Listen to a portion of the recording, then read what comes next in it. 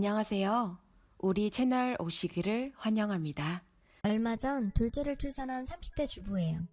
여자는 출산을 앞두면 친정엄마 생각이 난다고 하잖아요. 하지만 전 조금 달랐어요. 둘째 출산을 앞두고 시어머니 생각이 그렇게 나더라고요. 시어머니하고 사이가 좋았냐고요? 아니요, 오히려 그 반대였어요. 서로 눈만 마주쳐도 으르렁거리고 주방에서 같이 음식이라도 만들라 치면 10분도 안 돼 투닥거리기 일쑤였죠.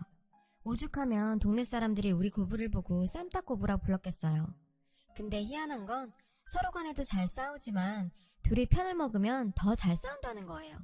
남편과 제가 결혼을 할 수 있었던 것도 바로 이런 이유 때문이었고요. 남편한테 제 얘기를 듣던 순간부터 시어머니는 저와의 결혼을 반대했어요. 제 나이가 너무 어렸던 탓도 있지만 무엇보다 제가 놀던 애라는 게 이유였죠. 남편과 저는 검정고시 학원에서 만났어요. 남편은 국어 강사였고 저는 학생이었어요. 사실 제가 학창시절에 좀 놀았거든요. 중2 때 엄마 아빠가 이혼을 하시면서부터 공부를 포기하고 비슷한 처지의 친구들이랑 몰려다녔어요. 그러면서 사고도 많이 치고 결국 고2 때 자의반 타의반으로 자퇴를 했죠. 세상 어디에도 절 잡아주는 어른은 없었어요. 엄마는 이혼 뒤 연락이 끊겼고 아빠는 젊은 여자랑 재혼해 사느라 저한테는 신경조차 써주지 않았었거든요. 학교 선생님들은 교실에서 절 어떻게든 쫓아내는 데에만 혈안이 된 사람들 같았어요. 제 사정이나 얘기는 듣고 싶어 하지 않았죠. 하루빨리 자퇴서에 도장 찍고 학교 밖으로 나가기만을 강요했어요. 그 정점을 찍은 게 고2 담임이었죠. 어느 날 고2 담임이 그러더군요. 넌 썩은 글 같은 애야. 같은 상자에 든 애들까지 썩어버리기 전에 골라내야 하는 그런 존재. 그러니까 대학 갈 친구들 방해하지 말고 넌 나가서 네 하고 싶은 대로 하고 살아. 어차피 글러먹은 인생이니까. 그 말에 뚜껑이 열린 저는 자퇴서를 냈어요. 그리고는 속으로 결심했죠. 내가 반드시 대학에 들어간다. 대학 들어가는 날 합격증 들고 너 꼭 찾아올 테니까 그때까지 선생직 그만두지 말고 자리 지키고 있어라. 그날부터 저는 공부를 시작했어요. 검정고시 학원에 등록해 정말 죽을 만큼 열심히 공부했죠. 그때 제 곁에서 힘이 되어준 사람이 지금의 남편이에요. 제 꿈을 지지하고 버팀목이 되어준 첫 어른이었죠.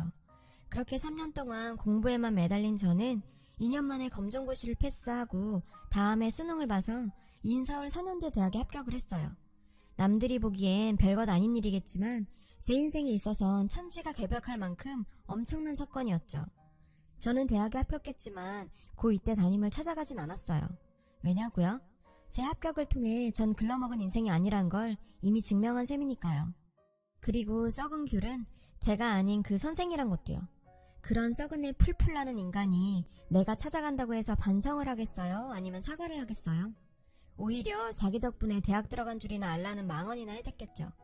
그래서 그런 일에 시간 쓰느니 차라리 내 인생에 도움이 됐던 사람을 찾아가 감사 인사를 하는 게 낫겠다고 생각했어요. 바로 검정고시 학원 강사였던 남편이요. 합격 소식을 들은 남편은 저보다 더 기뻐했어요. 잘 버텼다고, 기특하다고 제 머리를 쓰다듬어 주었죠. 그 분위기 탓이었을까요? 전 그동안 꼭 참아왔던 제 마음을 고백해버렸어요. 좋아한다고요. 그랬더니 글쎄 남편 얼굴이 굳어버리더라고요. 그럴만도 했죠. 12살이나 어린 제자가 갑자기 들이대니까 얼마나 황당했겠어요. 그래서 전 쌤, 뭘 또 그렇게 놀라요? 여자한테 대시 처음 받아봐요? 하긴 그러니 그 나이 먹도록 여자친구가 없지. 암튼 쌤은 제가 찜했으니까 앞으론 절 좀 여자 보듯 해주세요. 계획에 없던 선전포고를 한 저는 그날 이후 남편한테 뒤지지 않는 사람이 되기 위해 또다시 열공 모드에 돌입했어요. 그러면서도 짬짬이 남편을 찾아가 대시를 했고 대학을 졸업할 무렵이 되어서야 드디어 남편과 사귀게 되었죠. 지금에 와서 생각해보면 내가 몇 년간이나 그렇게 목을 맬 정도로 내 남편이 대단한 남자였나 싶기도 하지만요. 그 이후 2년 정도 연애를 했어요. 그러는 사이 저는 남편이 일하는 학원에 수학 강사로 취직을 했고 얼마 뒤 남편은 당시 원장이던 선배로부터 학원을 인수해 검정고시 학원 원장이 되었죠. 한 직장에서 매일 보는 건 좋은데 늘 붙어있다 보니 따로 데이트는 안 하게 되더라고요. 친구들은 남친이랑 남이섬에 갔네, 강남 유명 레스토랑에 가서 칼질을 했네 이러는데 전 늘 남편이랑 교무실에서 김밥이나 떡볶이 같은 분식이나 먹고 있고. 근데 그땐 그런 대로 좋았어요. 내 인생에서 처음 내 편을 갖게 된 기분에 취해 살았으니까요. 하지만 결혼 얘기가 오가면서부터 또 다시 전 상처를 받게 됐어요. 시어머니께서 결혼을 반대하셨거든요. 남편도 난감해 하더라고요. 그래서 제가 어머님을 직접 찾아뵙고 설득해 보겠다고 했죠. 사실 제 남편이 사람도 좋고 다 좋은데 좀 흐릿해요. 무대뽀 정신이 부족하다고 할까? 암튼 그래서 제가 직접 시어머니를 찾아갔죠. 당시 시어머니는 시장통에서 생선가게를 하고 계셔서 그리로 찾아갔어요. 어머님은 제 인사를 받자마자 손사래를 치며 시간 낭비 말고 돌아가라고 하시더군요. 그때였어요. 젊은 부부가 생선을 손으로 만지작거리자 어머님이 불같이 화를 내시는 거예요. 그랬더니 덩치 큰 남편이 칠듯이 달려들며 사면 될 거 아니냐고 오히려 화를 내더군요. 그랬더니 어머님도 지지 않고 그럼 네가 만진 생선 다 사가라고 하셨죠. 그러자 부인이 나서서 생선이 부서진 것도 아닌데 왜 다 사라느냐며 난리를 쳤고 순식간에 시장통은 시끌벅적하게 됐어요. 사람들이 하나둘 모여들고 싸움은 점점 커졌죠. 급기야 남자는 자판을 발로 차며 무력을 행사하기 시작했어요. 상대적으로 연세가 많으신 어머님은 힘에서 밀리기 시작했고요. 그때였어요. 남자가 밀치는 바람에 어머님이 바닥에 나동그라지셨죠. 야, 이 새끼야, 우리 엄마 건들지 마! 그 광경에 헷가닥한 저는 그대로 소리 지르며 달려들어 남자를 발로 차버렸어요. 그리고 그 순간부터 개판이 됐죠. 어머님과 저 그리고 상대 부부가 뒤엉켜서 아우 어마어마했죠. 덕분에 저는 고등학생 때 이후 발길을 끊었던 파출소에 시어머님과 함께 나란히 가게 되었어요. 알고 보니 어머님은 그 동네 쌈딱으로 유명하시더라고요. 어머님을 보자 경찰이 대뜸 아이고 아주머니 또 오셨어요 이러더라고요. 암튼 그날 싸움은 남자가 먼저 저희 어머님을 밀쳤기 때문에 그쪽이 80%, 저희가 20% 책임을 지기로 하면서 끝이 났어요. 파출소를 나오면서 전 어찌나 창피하던지 아, 이 결혼은 이렇게 물 건너갔구나 했죠. 그런데 그래도 네가 놀던 애라 그런가 의리는 있구나. 조만간 상원이 통해 연락할 테니 그땐 멀쩡한 얼굴로 보자. 전 그렇게 몸빵으로 결혼 승낙을 받았어요. 제 얘기를 들은 남편은 배꼽을 잡고 웃더군요.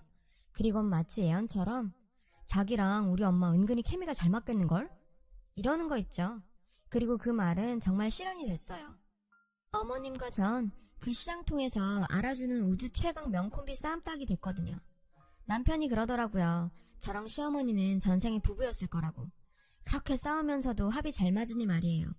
그런데 2년 전 어머님이 미국 사는 아주버님네를 따라 미국으로 가시면서 쌈딱 콤비의 신화는 깨져버렸어요. 사실 이 과정에서 저와 어머님 사이는 완전히 벌어졌고요. 시집와서 5년간을 저는 시어머니를 모시고 살았어요. 저라고 남편이랑 단 둘이서 꿀 떨어지는 신혼을 보내고 싶지 않았겠어요. 그래도 어머님 생각해서 같이 살기로 했던 건데 그간의 정은 어디 가고 어쩜 뒤도 안 돌아보고 가세요? 그렇게 가시고는 2년째 연락도 없으세요. 저희가 연락을 해도 그때마다 주무신다거나 아주버님이랑 마트 가셨다거나 암튼 이런저런 핑계로 저희 전화도 피하셨죠. 아무리 오매불만 기다려왔던 큰아들네랑 살게 돼서 좋으시다지만 그래도 저희한테 너무하신 거 아니에요? 그래서 저도 그땐 전화도 안 했어요. 그참에 연 끊고 살 마음으로요. 그런데 그러던 어느 날이었어요. 삼겹살을 사러 정육점에 갔는데 정육점 아주머니가 그러시는 거예요. 얼마 전 시고모님이 입원해 계신 포천 어느 요양병원에 갔었는데 거기서 저희 어머님이랑 뚝 닮은 분을 봤다고요. 혹시 자기 시어머니 미국 보내드린 게 아니라 요양병원에 보낸 거 아냐? 기가 막혔죠. 저희 부부가 작당에서 시어머니를 요양병원에 강제 입원시킨 것처럼 말하더라고요.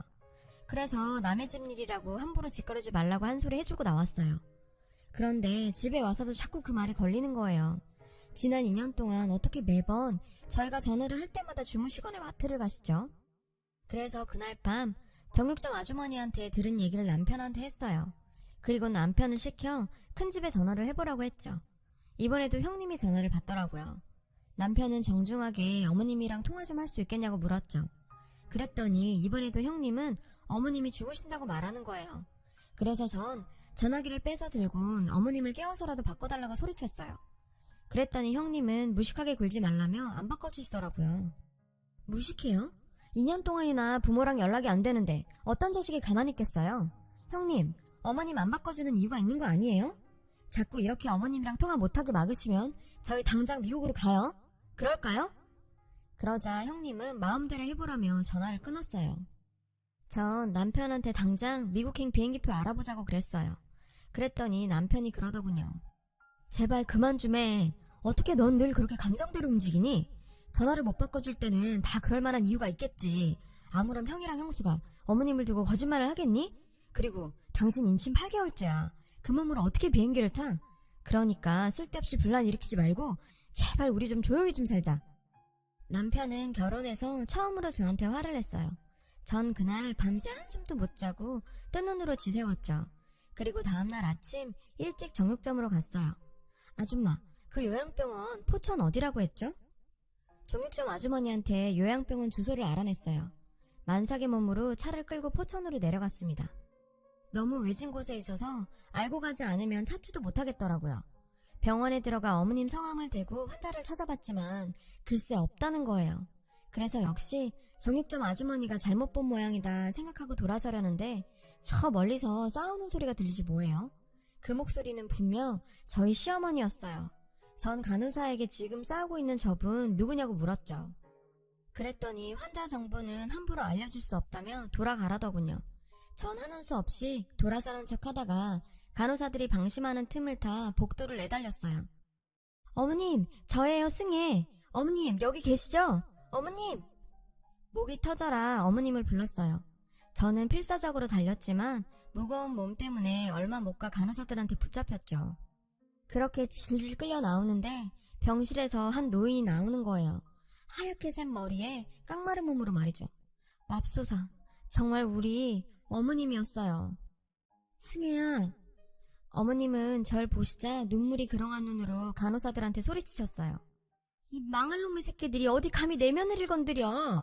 당장 나라 이 썩을 놈들아. 어머님은 녹슬지 않은 실력으로 욕설을 퍼부으시며 제게 다가오셨어요. 전 그런 어머님을 보자 눈물이 터져버렸어요. 어머님, 이게 뭐예요? 왜 이렇게 늙었어? 완전 할머니 됐잖아. 너무도 변해버린 어머님 몰골에 기가 막히고 화가 나서 한참을 엉엉 울었어요. 입술을 꽉 깨물고 눈물을 참던 어머님도 끝내 울음을 터뜨리셨죠.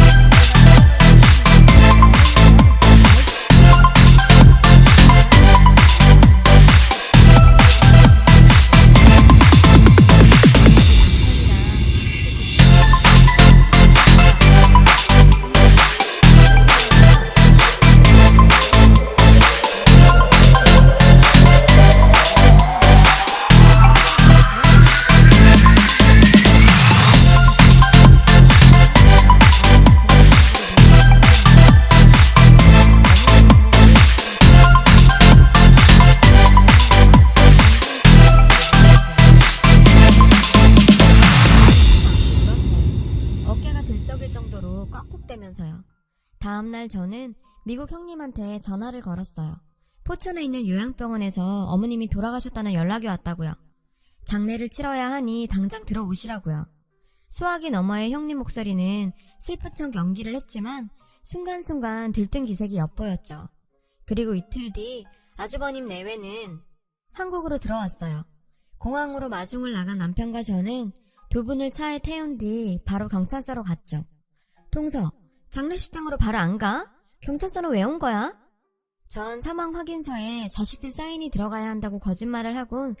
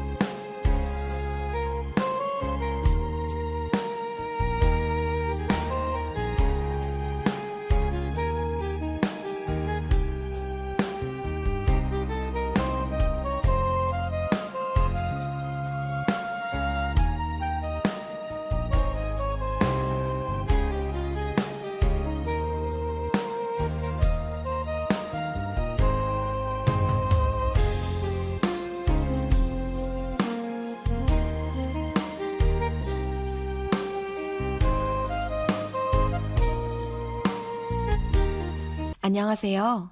우리 채널 오시기를 환영합니다. 그 내외를 경찰서로 데리고 들어갔어요. 그리고 내외는 형사과로 들어가자마자 얼굴이 하얗게 질렸죠. 형사 앞에 시어머니께서 멀쩡하게 앉아 계셨거든요. 전현이요. 전현이 날 요양병원에 감금하고 내 건물을 가로채려고 했어. 그뿐인 줄 알아요? 미국에 있을 때 툭하면 날 때리고 욕하고 언제든 버릴 수 있다고. 전현 좀 처벌해주세요. 전현 좀. 형님은 그 와중에도 쇼를 하더군요. 어머니, 정말 왜 이러세요? 저요, 어머님 때문에 힘들어요.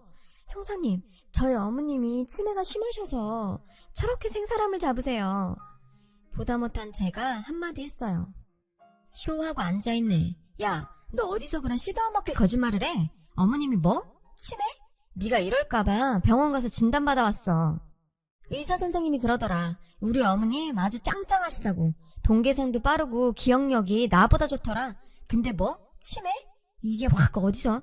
그리고 아주버님, 제정신이에요? 아무리 여편네가 좋아도 그렇지. 와이프가 치매란다고 병원 진단 한번 안 받아보고 그 말을 믿어요? 이거 완전 똥멍청이 아냐. 당신 여편네가 당신 엄마를 죽일 뻔했는데 근데도 한 번도 의심 안 하고 와이프 말만 믿었다고요? 진짜 대단하다. 이봐요, 재수씨, 함부로 말 좀 하지 마세요. 설사 내가 실수를 했다고 쳐도 그땐 상황상 그럴 수밖에 없었어요. 뭘 알지도 못하면서. 그리고 아무리 놀던 버릇 못 버렸다 해도 손윗사람한테 2년 전년이 말이 됩니까? 아주버님은 이 와중에도 형님 편을 들더라고요. 제가 반말 좀 했다고 절 나무라는 거예요. 그랬더니 야, 이 미친놈아. 그래, 작은 애가 네 여편네한테 욕하는 건 그렇게 가슴에 맺히고 네 여편네가 네 애미 이 꼴로 만든 건 아무렇지도 않냐? 이런 썩을놈의 새끼 같으니라고. 이봐요, 형사 양반, 난 저 두 연놈 절대로 용서 못하니까 당장 잡아 가둬주쇼. 에라이 썩을놈들아, 이 똥물에 튀겨 죽어도 모자랄 것들아. 이번에도 어머님과 전 쌈딱 콤비로서 최선을 다해 아주버님 내외와 싸웠어요. 그날 어머님은 형님을 납치 및 감금, 폭행 등으로 고소고발을 했어요. 그리고 어머님의 사망 소식을 들은 형님이 한국으로 오기 전 부동산에 여러 개 건물을 매각해달라고 했던 사실까지 추가로 드러나 죄목이 하나 더 늘게 됐죠. 참, 사람이 어쩌면 저럴 수 있을까요? 어머님이 돌아가셨다는데 건물부터 팔 생각을 하다니. 인겁을 쓰고 어떻게 저럴 수 있는지 정말 이해가 안 돼요. 전 그날 경찰서에서 혼신의 힘을 다해 싸운 탓에 예정일보다 2주나 빨리 출산을 했어요. 제가 진통으로 고생하는 동안 어머님은 옆에서 제 손을 꼭 잡아주셨고요. 그리고 이렇게 말씀하셨죠. 순산만 해라. 그러면 그 건물 너 주마. 아들놈의 새끼들도 다 필요 없다. 지 마누라한테 빠져서 지 애밀 모른 척한 놈이나 만상 마누라가 지 애미 찾아 나설 동안 방구석에 뭉개고 있었던 놈이나 다 똑같아, 쓰글 놈들. 너 아니었으면 내가 이렇게 살아남을 수 있었겠냐? 이게 다 네 공이다. 그러니까 그 건물은 네 남편한테 10원어치도 주지 말고 네가 다 가져라.